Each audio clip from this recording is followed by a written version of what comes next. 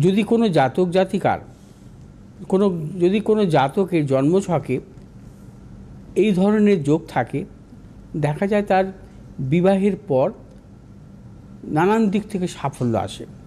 অর্থনৈতিক সাফল্য, কর্মজনিত সাফল্য বা ব্যবসা ক্ষেত্রে সাফল্য, এই ভার্যালক্ষ্মী যোগের ক্ষেত্রে। ভার্যালক্ষ্মী যোগের জন্মগ্রহণকারী জাতক জাতিকার জীবনে কিন্তু ব্যবসা সংক্রান্ত সাফল্য আসে। তারা প্রকৃত ব্যবসায়ী হয়ে থাকেন এবং ব্যবসা সূত্রে তারা কিন্তু প্রচুর অর্থাগম তাদের জীবনে আসে। অর্থাৎ ভার্যালক্ষ্মী যোগ অত্যন্ত শুভ যোগ।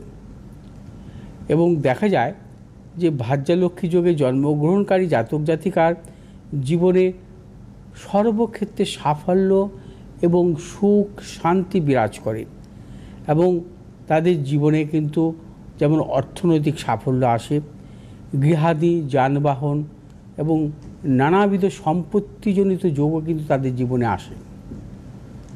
এবং এই ধরনের ভার্যালক্ষ্মী যোগ কিন্তু বিরল।